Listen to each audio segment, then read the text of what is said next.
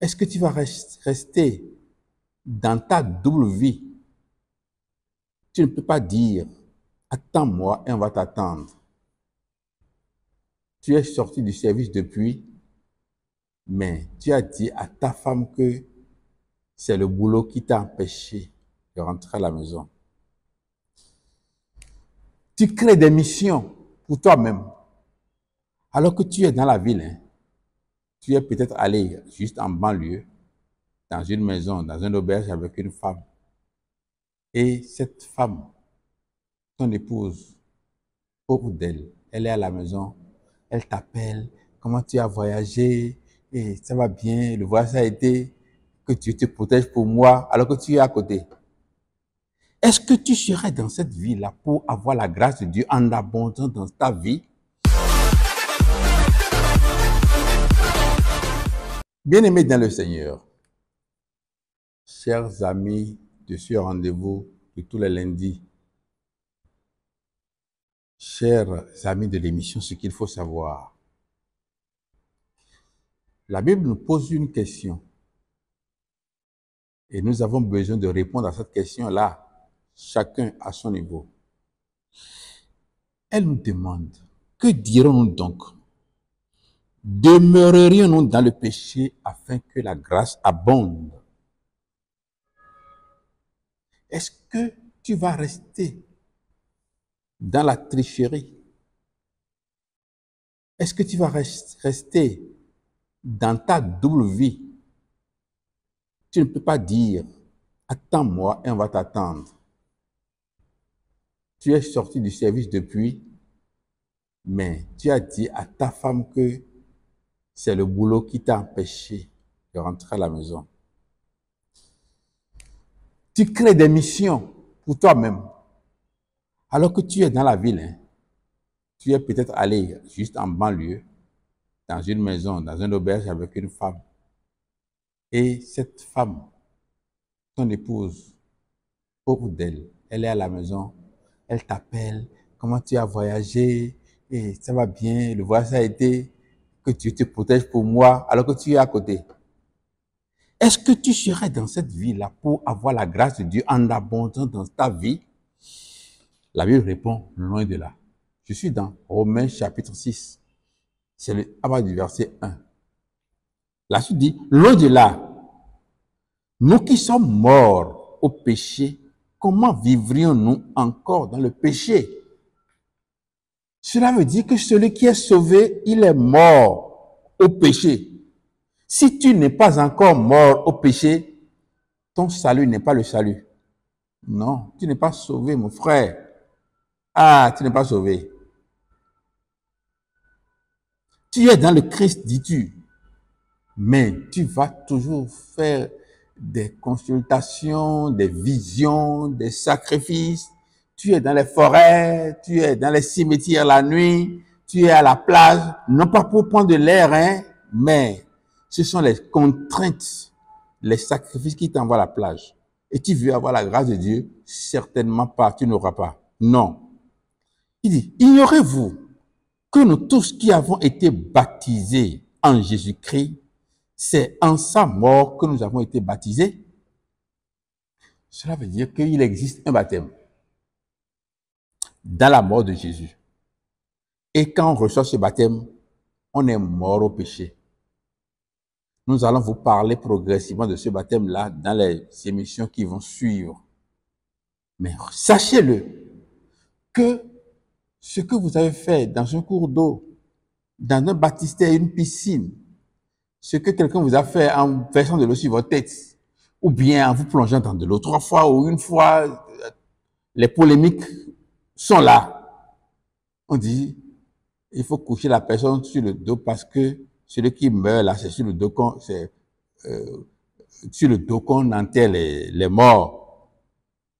Je vous dis au passage que tous les morts ne sont pas enterrés sur le dos parce que ceux qu'on retrouve dans les fosses communes, c'est avec tracteur qu'on les baigne dedans. Mais cela ne touche pas leur âme. C'est pas pour autant qu'ils sont pécheurs plus que nous. Non.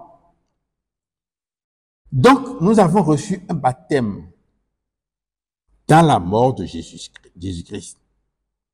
Et la suite nous dit, Nous avons donc été ensevelis avec lui par le baptême en sa mort. Ce baptême-là doit ensevelir celui que tu étais autrefois. C'est-à-dire, tu dois remarquer une différence entre le toi d'hier et le toi d'aujourd'hui. Celui qui était dans tous les coups bas, dans toutes les affaires louches. Celui qui veut devenir riche à tout prix, au prix de n'importe quel sacrifice, lui là, il est mort. Et celui qui a la crainte de Dieu prend sa place. De sorte que si tu étais marié avant de connaître Christ, ta femme va dire, mon mari a changé. Ton mari va dire, ma femme, elle a changé. Elle n'est plus la même.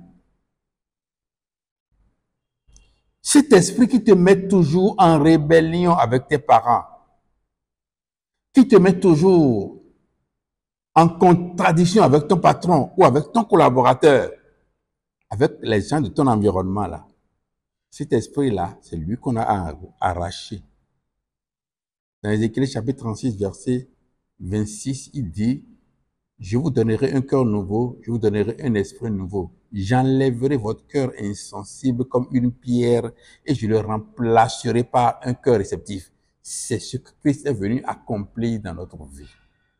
Donc nous sommes morts afin que comme Christ est ressuscité des morts par la gloire du Père, de même nous aussi, nous marchions en nouveauté de vie. Alors, qu'est-ce que la résurrection de Christ a produit en nous? Si nous mourons avec le Christ par le baptême, sa résurrection par la gloire du Père va produire en nous le fait de marcher en nouveauté de vie. Je suis dans Romains 6. Je suis en train de lire du verset 1 au verset 4. Relisez vous-même. Regardez. Regardez pour voir si le Christ que vous avez trouvé a transformé votre vie, a régénéré l'être que vous étiez autrefois. Celui qui est toujours colérique ou non, celui qui était toujours en colère, je préfère le dire de cette manière, celui qui était toujours en contradiction avec tout le monde, ou bien c'est toujours lui qui a raison. Il connaît plus que tout le monde. C'est celui-là qui est là et on parle, il ne dit rien. Quelque chose a changé. L'être qu'il était hier a disparu. Il est devenu un autre être. Il vit une nouveauté de vie. 2 Corinthiens 5, verset 17 a dit, celui qui s'unit à Christ devient une nouvelle créature. Ce n'est pas que ton corps va rester intact ou bien va se replonger dans le péché et tu vas toujours défendre la cause du péché pour dire que ton âme est propre. Ça là, c'est de la philosophie, c'est de l'hérésie dans le Christ. Ce n'est pas le message de Dieu ça. Nous vivons, nous sommes morts avec lui par le baptême et comme il est régénéré il est ressuscité par la gloire du Père, nous aussi, nous allons vivre en nouveauté de vie.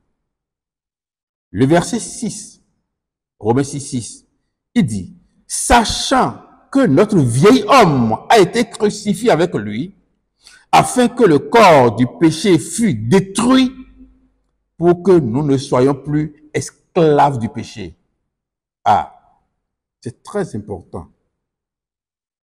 Notre vieil homme, par la foi, a été envoyé à la croix avec Jésus. C'est-à-dire, on dit, si te dit, attends-moi là, il vaut mieux partir. Parce qu'il ne tient jamais parole. Quand il passe de l'argent chez quelqu'un, il ne rembourse pas. Tout ça là constitue notre vieil homme. Il est fort en médisance. Il aime détruire les autres par son mensonge. Tout ça là, c'est notre vieille nature. Et la Bible dit, Romains 6, 6, sachant que notre vieil homme a été crucifié avec lui, afin que le corps du péché,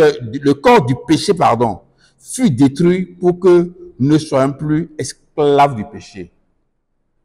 Mais aujourd'hui, c'est payer la dîme seulement, danser pour Dieu, applaudir Dieu, piétiner le diable avec son pied. Même parfois là, les gens prennent des coupes et jettent ça en l'air pour dire qu'ils sont en train de combattre le diable. Alors que le diable est dans notre cœur. Il est dans notre conscience. Il vit en nous. Ce vieil homme a été mis à la croix pour que le corps du péché soit détruit, afin que nous ne soyons plus esclaves du péché. Dans le verset 9, il dit, Romains 6, 9, sachant que Christ ressuscité des morts ne meurt plus, la mort n'a plus de pouvoir sur lui. Car il est mort, et c'est pour le péché qu'il est mort une fois pour toutes, et il est revenu à la vie, et c'est pour Dieu qu'il vit. Christ est mort à la croix et ressuscité, il vit pour Dieu. Nous sommes morts avec lui par le baptême et nous vivons maintenant pour Dieu désormais. C'est-à-dire, tout ce que nous faisons, comme Jésus l'a dit, je ne fais rien si ce n'est ce que le Père me permet de faire, m'ordonne de faire. Je ne fais rien de moi-même. Désormais, nous aussi, hommes de Dieu, si nous sommes vraiment sauvés, nous n'allons plus rien faire pour nous-mêmes. Je vais dire, pour arrêter cette émission, dans le verset 12, on dit, que le péché ne règne donc plus dans votre corps mortel et n'obéissez pas à ses convoitises. La suite dit, ne livrez plus vos membres au péché comme des instruments d'iniquité, mais donnez-vous vous-même à Dieu comme étant vivant de mort que vous étiez et offrez à Dieu vos membres comme des instruments de justice. Ma langue ne sera plus utilisée pour insulter. Ma langue ne sera plus utilisée pour médire. Ma langue ne va plus servir pour maudire. Ma langue ne va plus servir pour dire du mal. Mais avec ma bouche, je dois bénir le Seigneur. Je dois partager la parole de Dieu. Je dois glorifier l'Éternel. Pas danser en l'air. Non. Ma main ne va plus être utilisée pour porter de coups à quelqu'un, mais pour embrasser, pour aider.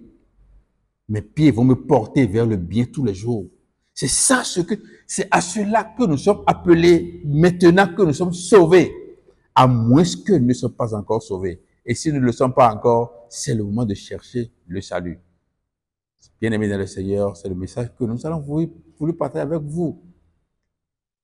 Et que Dieu vous bénisse. Amen.